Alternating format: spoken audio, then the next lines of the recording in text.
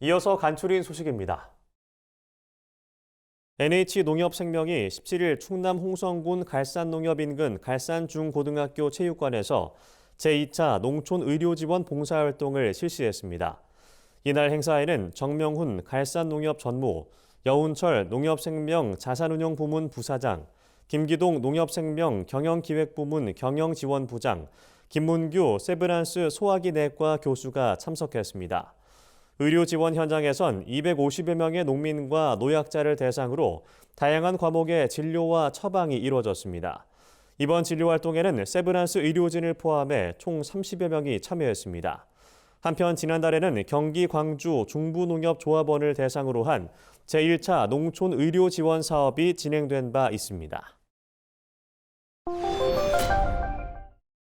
농림축산식품부가 추진 중인 가루쌀 정책이 한국정책학회가 선정하는 제12회 한국정책대상을 수상했습니다.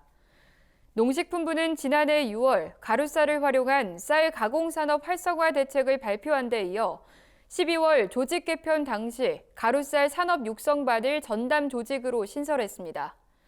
가루쌀 정책은 기술 혁신을 통한 가루쌀 개발과 민관 협력 체계 구축 등 창의적인 정책 사례로 평가받았습니다. 또 구조적인 쌀 수급 불균형 개선, 식량 자급률 제고 등 정책의 파급 효과와 국민 편익 증진에 기여한 점을 인정받았습니다. 농촌진흥청과 인간식물환경학회가 최근 전북 완주군에서 춘계 학술 토론회를 열고 식물 존엄성 선언문을 발표했습니다. 선언문에는 생태적, 진화적 관점에서 바라본 식물의 의미와 가치, 그리고 식물에 대한 인간의 인식과 행동 기준 등 식물 존엄성의 6가지 기본 원칙이 담겼습니다.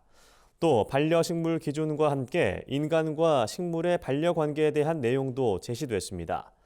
우리나라에서 식물 존엄성에 관한 논문이나 학술 발표 등 일부 저술 활동이 이루어진 적은 있지만 식물 존엄과 관련해 선언문을 발표한 것은 이번이 처음입니다.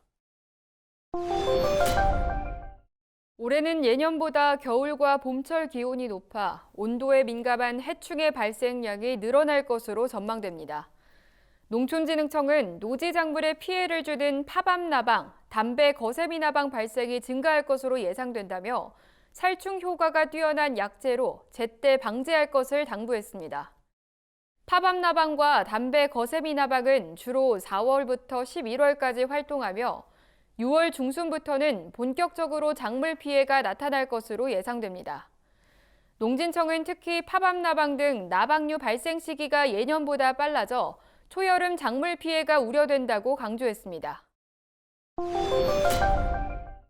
농림축산검역본부는 조류인플루엔자 AI 관련 연구 활성화와 현장 문제 해결을 위해 중요 유전자원을 민간과 공유하고 최신 진단기술 적용 기반을 확충했다고 최근 밝혔습니다. 이를 위해 기관에서 보유 중인 H5형 등 3종의 바이러스 표준품을 수의 유전자원 은행에 기탁해 대학 등 외부 기관이 분양받아 연구에 활용할 수 있도록 했다는 설명입니다. 검역본부는 또 해당 3종의 바이러스를 동시에 검출할 수 있는 유전자 진단법을 개발해 이달 초 특허 출원했다고 덧붙였습니다. 제주도가 최근 가격이 하락한 겨울 채소 생산자에 대해 지원금을 지급하기로 했습니다. 제주형 농산물 가격 안정관리제에 따라 지원 기준을 충족한 양배추, 브로콜리 농가에 총 2억 8,400만 원을 지원할 방침입니다. 1kg당 지원 단가는 양배추 19원, 브로콜리 176원입니다. 양배추는 올해 1월, 브로콜리는 지난해 12월 평균 가격이 목표 관리 기준보다 낮다는 분석에 따라 이 같은 지원 계획을 수립했다고 제주도는 설명했습니다.